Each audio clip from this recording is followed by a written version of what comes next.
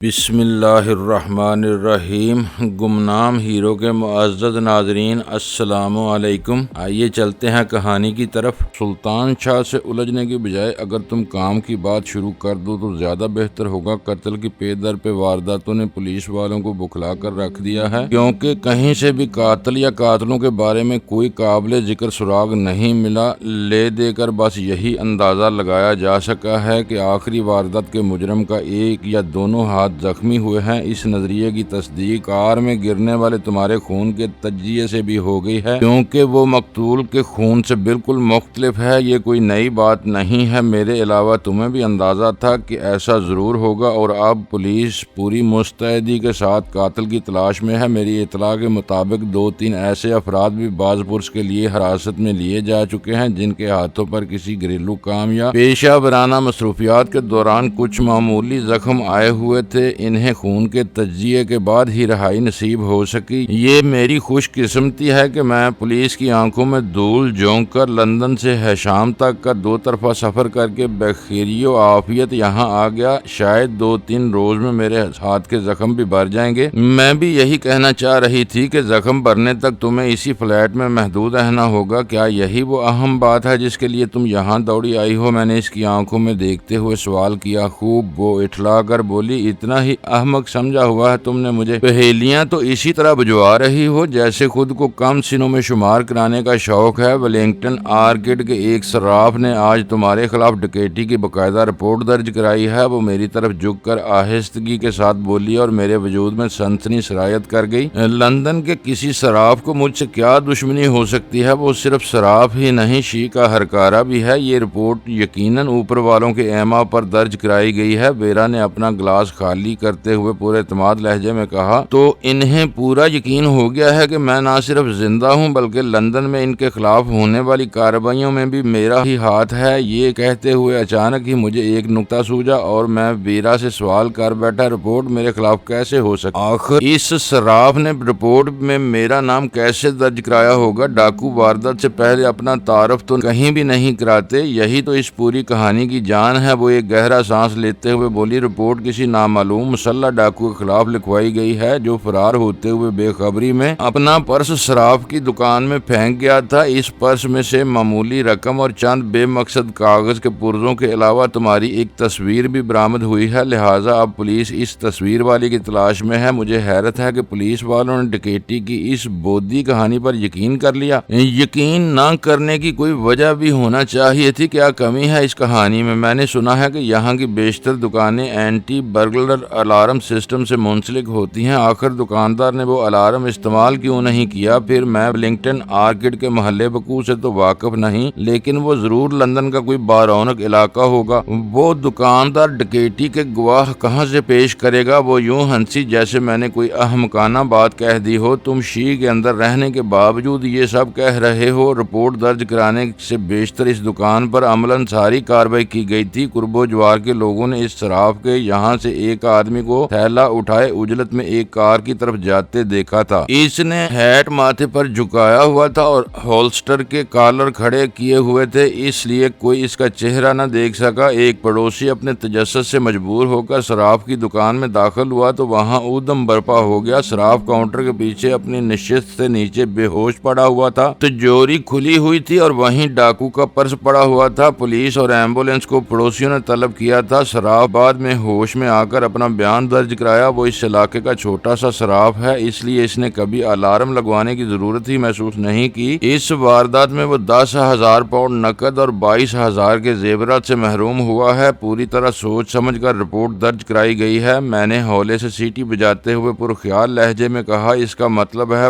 وہ مجھے ہر طرف سے گھیرنے پر تل گئے ہیں۔ صراف کا بیان ہے کہ ڈاکو نے دکان میں داخل ہوتے ہی اس کے منہ پر کوئی زور اثر ٹھنڈا سیال پھینکا تھا اور وہ اس کی صورت دیکھے یا کوئی آواز نکالے بغیر آنن فانن ڈیر ہو گیا۔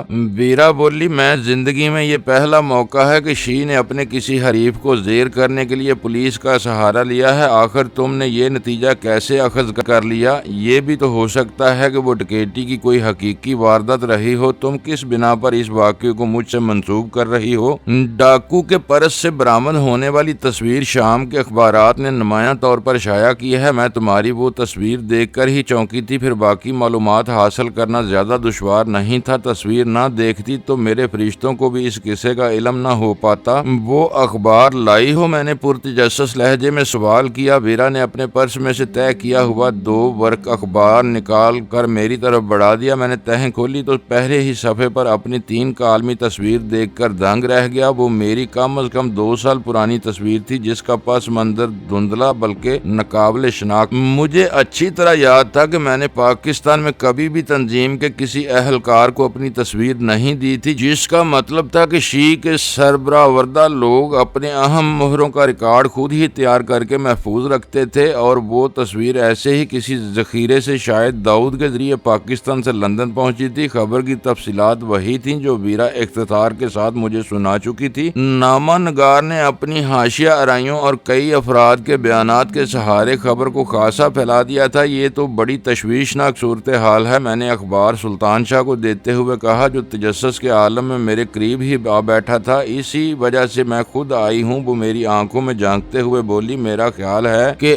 اب تمہیں داڑھی رکھ لینا چاہیے، کیونکہ اخباری تصویر میں تم کلین شیو ہو۔ بالوں کا انداز تو خود بخود ہی بدل چکا ہے، چاہو تو رنگین کانٹیکٹ لینس بھی استعمال کر سکتے ہو۔ مجھے خوشی ہوئی کہ وہ مسئلے کے ساتھ اس کا حل بھی ساتھ لے کر آئی تھی، جس کی معقولیت پر کوئی اعتراض نہیں کیا جا سکتا تھا۔ مجھے خوشی ہے کہ تمہیں میری سلامتی کی اتنی فکر ہے، میں نے قدرے توقف کے بعد کہا، لیکن غزالہ کے بارے میں ابھی تک کوئی طریقہ کار طے نہیں کر سکی ہو؟ اس کی تلاش پر آدمی مامور کر دیے گئے ہیں، اس نے پرسکون لہجے میں کہا۔ مشکل یہ ہے کہ میرے پاس اس کی کوئی تصویر نہیں ہے، ورنہ میرے آدمی بتائے ہوئے حلیے پر ہی ڈیپینڈ کر رہے ہیں، مگر جوزف میکفرسن تو اسے اچھی طرح پہچانتا ہے۔ دیکھا جائے تو اس کے لیے دشواریوں کا آغاز اسی کے گھر سے ہوا تھا۔ تم اسے غزالہ کی تلاش پر مامور کیوں نہیں کرتی؟ اس وقت اس سے دور رہنے میں ہی عافیت ہے، جبکہ کالا ہان اور کاؤنٹری میں 2 سکن ہیڈز کے قتل کا معاملہ ابھی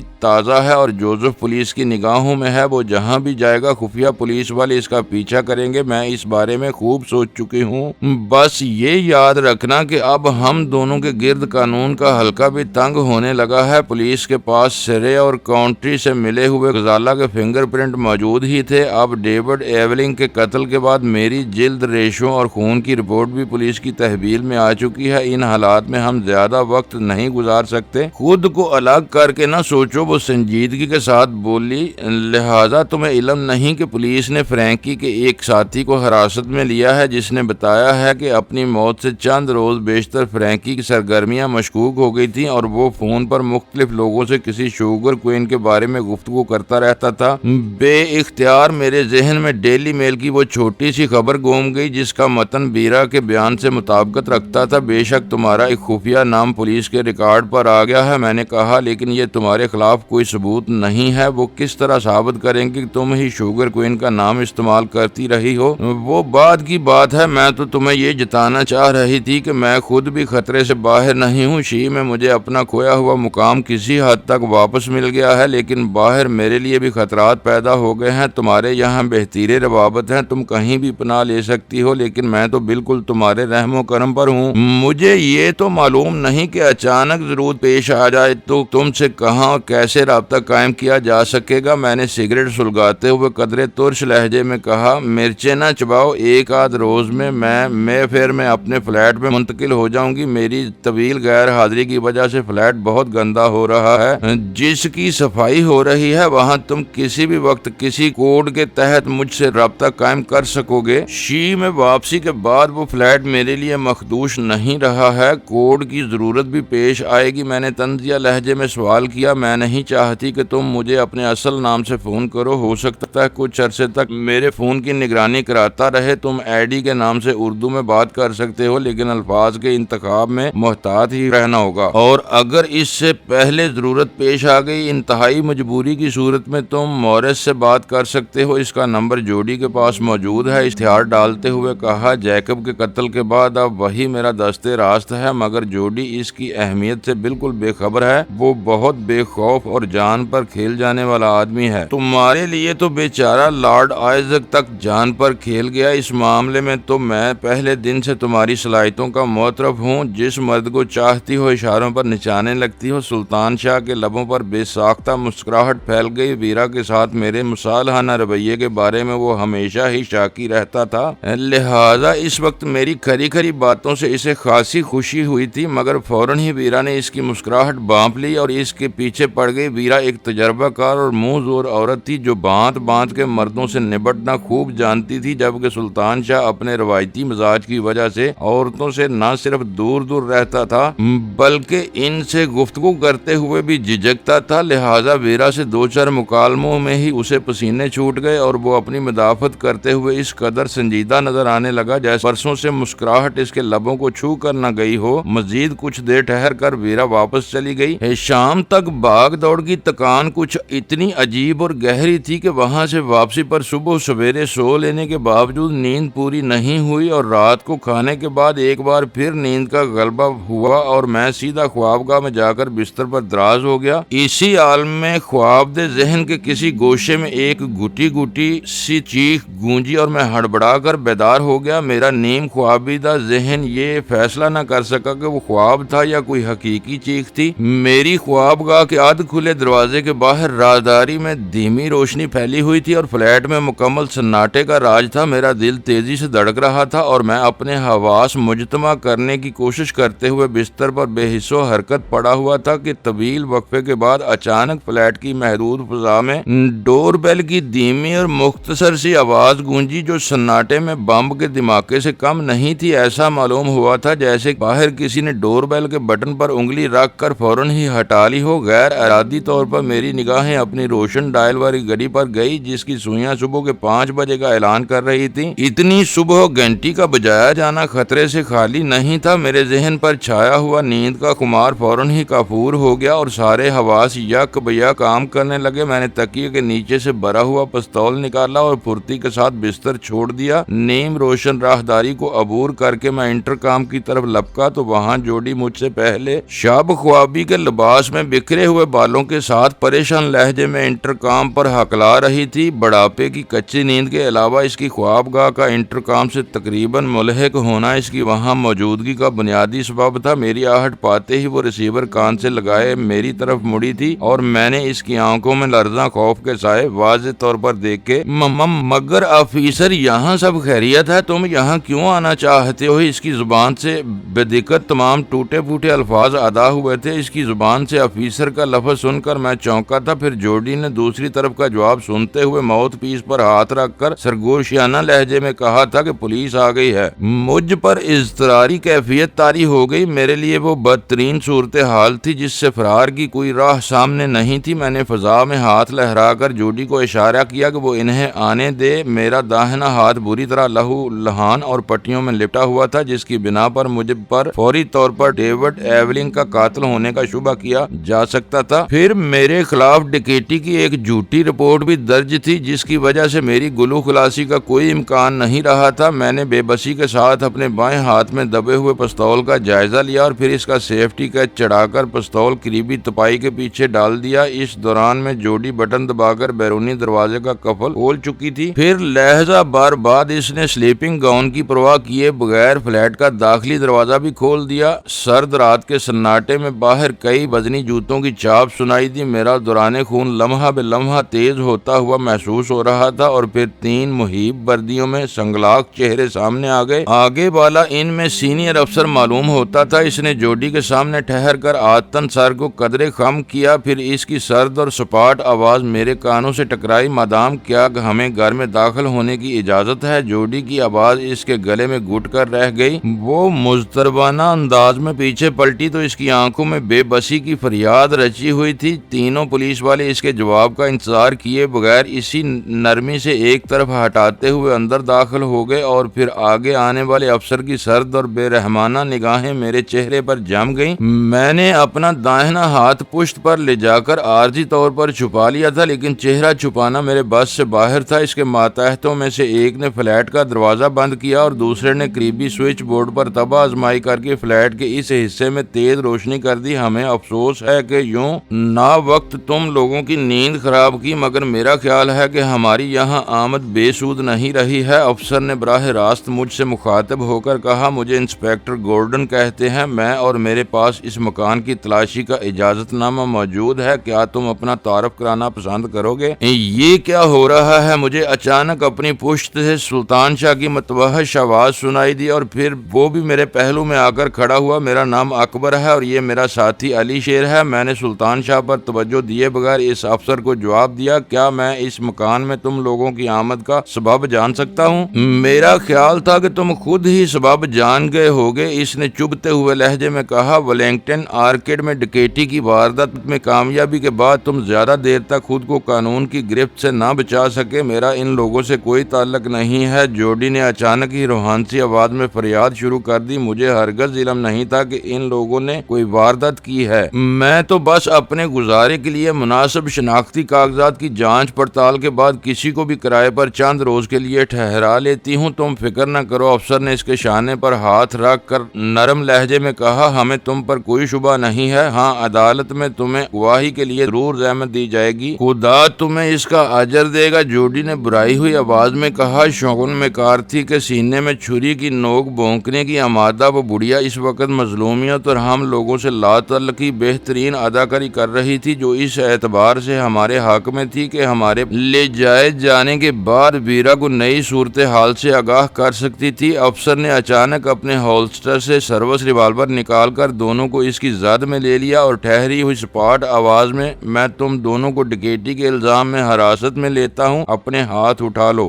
بازی اس قدر غیر متوقع انداز میں پلٹی تھی کہ کسی بھی قسم کی مزاحمت کی کامیابی کا کوئی امکان نہیں تھا، لہٰذا میں نے شکست خوردہ انداز میں اپنے ہاتھ اوپر اٹھا دیے۔ میرے داہنے ہاتھ پر نظر پڑتے ہی اس کی آنکھوں میں چمک نمودار ہوئی اور وہ تحیر آمیز آواز میں بولا، تو تمہارا ایک ہاتھ بھی زخمی ہے؟ مجھے تو یہ صبح خوش نصیبی کی نقیب معلوم ہو رہی ہے، ہو سکتا ہے کہ تم میرے لیے ترقی کا زینہ بن جاؤ۔ اس اثنا میں دونوں ماتحت ہم دونوں کی جامہ تلاشی شروع کر چکے تھے۔ میں نہتا تھا لیکن سلطان شاہ کے پاس سے بھرا ہوا پستول برآمد کیا گیا، جو اس نے شاید سرکاری وردیاں دیکھتے ہی جیب میں ڈال لیا تھا۔ تم جو چاہو کہتے رہو، میں بس اتنا بتا دوں کہ آخر میں شرمندگی ہی تمہارے ہاتھ آئے گی، میں نے کہا۔ اس نے اشارے سے اپنے ماتحتوں کو خانہ تلاشی کے لیے اندر بھیج دیا اور خود ہم دونوں کو ریوالور کی زد پر لیے ڈرائنگ روم کی طرف ہو لیا۔ جوڈی نے اس مرحلے پر بھی خوشامد کا موقع ضائع نہیں کیا اور اسے چائے کی پیشکش کی، جو اس نے خشک لہجے میں قبول کر لی، اور جوڈی کو اچانک ہی خیال آ گیا کہ وہ گاؤن کے بغیر سوٹ میں اب تک کارٹون بنی پھر رہی تھی۔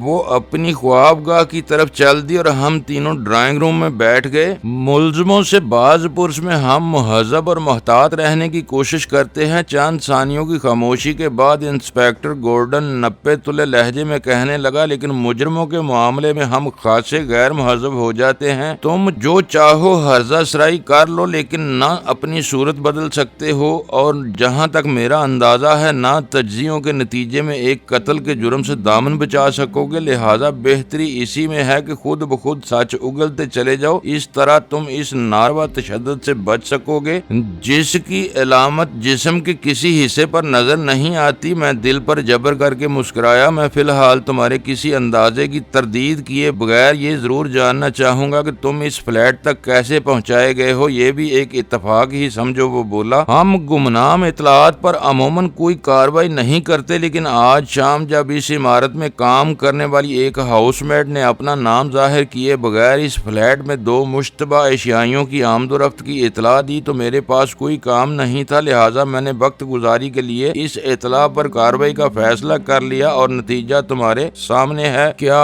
وارنٹ کے بغیر تمہاری کسی گرفتاری کا اختیار ہے؟ میں نے سرسری لہجے میں سوال کیا۔ ہر مجرم اسی طرح کتابی نقطوں کا سہارا لیتا ہے، وہ تلخ لہجے میں بولا۔ ایسی ہنگامی ضرورت کے لیے تصدیق شدہ سادے وارنٹ ہر ذمہ دار افسر کی تحویل میں رہتے ہیں، اس میں تمہارا نام بھر کر ضابطے کی کارروائی پوری کر لی جائے گی۔ وہ خاصا خوش اخلاق اور اچھا افسر تھا جو میری ہر بات کا جواب دیتا جا رہا تھا، ورنہ کوئی بد دماغ افسر ہوتا تو میری گفتگو کو اپنی توہین تصور کر کے وہیں جوتے کاری بھی شروع کر سکتا تھا۔ تھوڑی دیر بعد دونوں سپاہی تلاشی سے فارغ ہو کر واپس لوٹ آئے۔ میں نے اندازہ لگایا کہ انہوں نے سرسری انداز میں پورے گھر کا جائزہ لیا تھا، ورنہ ان کا اتنی جلدی فارغ ہونا ناممکنات میں سے تھا۔ حد یہ تھی کہ وہ دونوں اس پستول تک بھی نہیں پہنچ سکے تھے جو میں نے ان کی آمد کی وجہ سے راہداری میں ایک تپائی کے پیچھے ڈال دیا تھا۔ ان تینوں کو میری غیر متوقع گرفتاری کی دل ہی دل میں اتنی خوشی تھی کہ وہ اس وقت صرف مجھے اور سلطان شاہ کو سلاخوں کے پیچھے پہنچانے پر اکتفا کرتے نظر آ رہے تھے، اور انسپیکٹر گورڈن تو خود ہی میرے زخمی ہاتھ کو دیکھ کر مجھے اپنی ترقی کا زینہ قرار دے چکا تھا۔ مادام اپنے ماتحتوں کے لوٹ آنے پر انسپیکٹر گورڈن نے کھڑے ہو کر ہانک لگائی اور جوڑی فوراً ہی بکھلائی ہوئی وہاں آ موجود ہوئی۔ اس کے جسم پر ریشمی سلیپنگ گاؤن موجود تھا، مگر جس معمولی بات نے میری توجہ اس کی طرف مبذول کرائی وہ یہ تھی کہ اس کے بال بدستور منتشر تھے، جبکہ گاؤن پہننے کے بعد اس کے پاس بال سنوارنے کے لیے خاصا وقت موجود رہا ہوگا۔ یہ بہت خطرناک مجرم ہے، انسپیکٹر گورڈن نے جوڈی سے میری بارے میں کہا۔ اس کا ساتھی بھی بہت سے جرائم میں ملوث رہا ہوگا، اس لیے ہم ان دونوں کو اپنے ساتھ لے جا رہے ہیں۔ ضرور لے جاؤ، جوڈی نے کانپتی ہوئی خوفزدہ آواز میں کہا۔ قدرت نے تم لوگوں کو میرے لیے رحمت کا فرشتہ بنا کر بھیجا ہے، ورنہ یہ دونوں کسی بھی وقت اپنی فطرت سے مجبور ہو کر مجھے موت کے گھاٹ اتار سکتے تھے۔ میرے خدا، اب تو یہ سوچ کر ہی میرا دل ڈوب رہا ہے کہ میں نے یہ پوری رات ان ڈاکوؤں کے ساتھ بسر کی ہے۔ تمہیں خوفزدہ ہونے کی ضرورت نہیں، انسپیکٹر گورڈن نے کہا۔ اگر میرے قیاسات درست ہیں تو ان دونوں کی گرفتاری تمہیں بہت شہرت بخشے گی۔ ہمیں اس سلسلے میں تمہارے بیان کی بھی ضرورت ہے، مگر میں تمہیں مزید بے آرام نہیں کروں گا۔ فی الحال تم اپنی نیند پوری کر لو، صبح 11 بجے تک میں خود تمہارا بیان لینے آؤں گا، مگر اس وقت تک تم ان دونوں کے بارے میں کسی سے زبان نہیں کھولو گی۔ میں کسی سے ایک لفظ بھی نہ کہوں گی۔ وہ اپنے دونوں کانوں کو چھو کر بولی۔ چلو، انسپیکٹر گورڈن نے اپنے ریوالور کی نال کو جنبش دے کر مجھ سے کہا۔ اس کا ایک ماتحت ہم سے آگے ہو لیا اور وہ دوسرے ماتحت کے ساتھ ہمارے پیچھے نکاسی کے راستے کی طرف چل دیا۔ اس بار ہم نے ہاتھ نہیں اٹھائے تھے اور نہ ہی گورڈن نے اس پر اصرار کیا تھا۔ ہماری جامع تلاشی کے بعد اسے اپنی برتری پر مکمل بھروسہ ہو چلا تھا اور میرا ذہن مسلسل اس ناگہانی افتاد سے نجات کے بارے میں سوچ رہا تھا۔ اگر ہم دونوں کی گرفتاری کسی چھوٹے موٹے جرم میں ہوئی ہوتی تو شاید میں اتنا فکر مند نہ ہوتا، لیکن اس وقت ہمیں جس فرد جرم کا سامنا تھا وہ نہ صرف بہت سنگین بلکہ زبان زد عام و خاص بھی تھی۔ ڈکیتی کی مفروضہ واردات کے سلسلے میں شائع ہونے والی میری تصویر گرفتاری کا بہانہ بنی تھی، لیکن اپنے زخمی ہاتھ کی وجہ سے میں ڈیوڈ ایولنگ کے قتل کے الزام سے کسی طرح اپنے دفاع نہیں کر سکتا تھا۔ لندن کے اخبارات نے پچھلے چند دنوں میں پے در پہ رونما ہونے والے قتل کی وارداتوں پر اس قدر قیاس آرائیاں کی تھیں کہ چھوٹی سے چھوٹی تفصیلات بھی قارئین تک پہنچا دی تھیں، جن میں ٹیپ کا بند یہ تھا کہ ڈیوڈ کے قتل کا تعلق دوسری وارداتوں سے بھی قائم کر لیا گیا تھا۔ مزید خطرناک بات یہ تھی کہ ڈیوڈ منشیات کی دنیا کی ایک چالاک مجرم کے طور پر پہچان لیا گیا تھا، جسے قانون کبھی 24 گھنٹے سے زائد قید نہیں رکھ سکا تھا۔ مجھے اندازہ تھا کہ ایک بار حوالات میں پہنچنے کے بعد جو ہی میری گرفتاری کی خبر پھیلتی، پورے برطانیہ کے نامور تفتیشی ماہرین مجھ پر یلغار کر دیتے اور اس معاملے کو پریس کے ذریعے اس قدر تشہیر ملتی کہ میرے لیے نجات یا فرار کی تمام راہیں مسدود کر دی جاتی اور حوالات پر پولیس کی بھاری گارڈ متعین کر دی جاتی۔ فلیٹ کی خنک مگر آرام دہ فضا سے باہر آتے ہی شب خوابی کے لباس میں سردی کا احساس ہوا تھا۔ فضا قہر آلود تھی اور باہر کا سناٹا عصبی سما پیدا کر رہا تھا۔ ذرا بھی چلاکی دکھانے کی کوشش کی تو میں گولی چلانے میں دریغ نہیں کروں گا، گورڈن نے باہر آتے ہی تیز سرگوشیانہ آواز میں کہا۔ مجھے آزادی سے زیادہ زندگی عزیز ہے، میں نے خوش دلی کا مظاہرہ کرنے کی کوشش کرتے ہوئے کہا۔ اگر زندگی ہے تو آزاد فضا دوبارہ بھی نصیب ہو سکتی ہے۔ کاش پھانسی کی سزا برقرار ہوتی تو تم جیسے قاتل کو یہ آرزو کرنے کی جرت نہ ہوتی، انسپیکٹر گورڈن نے غصے اور حسرت کے ساتھ کہا۔ آدمی کو قید کیا جا سکتا ہے، آرزوؤں کو پابند نہیں کیا جا سکتا۔ یہ شاعری تھوڑی دیر بعد صاف ہو جائے گی۔ باہر نکلتے ہی اس کی کھوپڑی کچھ گرمی کھا گئی تھی اور مجھے محسوس ہو رہا تھا کہ میں نے اسے زیادہ غصہ دلانے کی کوشش کی تو خود ہی خسارے میں رہوں گا، لہذا جواب میں مزید کچھ کہنے کی بجائے میں نے خاموشی اختیار کر لی۔ باہر سڑک کے نکڑ پر ان کشادہ نشستوں والی وکسحالی کار موجود تھی جو اپنی مخصوص رنگ اور چھت پر نصب گھومنے والی زرد روشنی کی وجہ سے دور ہی سے پہچانی جا سکتی تھی۔ انسپیکٹر گورڈن کے ایک ماتحت نے ڈرائیونگ سیٹ سنبھالی اور دوسرا ہم دونوں کے ساتھ عقبی نشست پر بیٹھ گیا۔ انسپیکٹر نے ڈرائیونگ کے برابر والی سیٹ اس طرح سنبھالی تھی کہ اس کی نگاہیں ونڈ شیلڈ کے بجائے ہم دونوں پر مرکوز تھی اور ریوالور والا ہاتھ سیٹ کی پشت گاہ پر ٹکا ہوا تھا۔ ہماری ذرا سی حرکت پر وہ نہایت آسانی کے ساتھ ہمیں نشانہ بنا سکتا تھا۔ آنے والے روح فرسا حالات کی دہشت اپنی جگہ تھی اور میں خود کو ذہنی طور پر آنے والے حالات کے لیے تیار کر رہا تھا، کیونکہ راستے میں کوئی کارروائی خارج از امکان ہی نظر آ رہی تھی۔ ویرا ان سڑکوں پر پولیس کا تیز رفتاری کے ساتھ ہماری پیچھے کی طرف بڑھ رہی تھی اور آخر کار اس سفر کا بھی اختتام ہو گیا۔ پولیس اسٹیشن کے احاطے میں داخل ہوتے ہی کار ڈرائیور کرنے والے نے ہیڈ لیمپس جلا بجا کر کوئی مخصوص اشارہ دیا تھا اور کار رکتے ہی اس کے دونوں طرف کہیں سے 3 مسلح سپاہی آ موجود ہوئے۔ وہ پوری طرح مستعد اور جارحانہ تیوروں کے ساتھ کار کے اندر دیکھنے کی کوشش کر رہے تھے۔ انسپیکٹر گورڈن اندر کی بتی روشن کر کے بے پروایانہ انداز میں کار سے اتر گیا اور پھر دروازہ کھول کر ہمیں بھی نیچے اتار لیا گیا۔ لاک اپ 1 گورڈن نے اپنے ایک غیر مسلح ماتحت کو کہا اور وہ وہاں سے تقریباً دوڑتا ہوا قریبی عمارت میں معدوم ہو گیا۔ اسی کے ساتھ 3 بندوقوں کی نالوں کے سہارے ہم کو بھی اسی طرف روانہ ہونا پڑا۔ وہ عمارت خاصی پرسکون تھی، مگر اندر اس کے چپے چپے سے ہیبت سی برس رہی تھی۔ ایک تار میں بنے ہوئے کمروں کے سامنے سے گزرتے ہوئے یہ مختصر سا جلوس کمروں کے اختتام پر داہنی طرف گھوما اور فوراً ہی مضبوط سلاخوں والے آہنی دروازے والا ایک لاک اپ سامنے آ گیا، جہاں اندر ایک دھندلایا ہوا بلب روشن تھا اور پورے کمرے میں ننگی دیواروں اور سنگلاخ فرش کے علاوہ ایک تنکا بھی نظر نہیں آ رہا تھا۔ گورڈن کا ماتحت پہلے سے دروازے کا قفل کھولے ہم لوگوں کی آمد کا منتظر تھا۔ مجھے اندازہ ہو چکا تھا کہ گورڈن میرے بارے میں کوئی خطرہ مول لینے کے لیے تیار نہیں تھا اور سب سے پہلے مجھے سلطان شاہ کے ساتھ لاک اپ میں بند کرنے کے بعد ضابطے کی کارروائی مکمل کرنے کے بارے میں سوچ رہا تھا۔ تمہارے پاس صرف چند گھنٹے ہیں، چاہو تو ٹھنڈے دماغ کے ساتھ کوئی بہتر فیصلہ کر سکتے ہو، ورنہ صبح افسران بالا کی آمد کے ساتھ ہی 3rd ڈگری کا آغاز ہو جائے گا، اس نے پرسکون لہجے میں کہا۔ اس ننگے فرش پر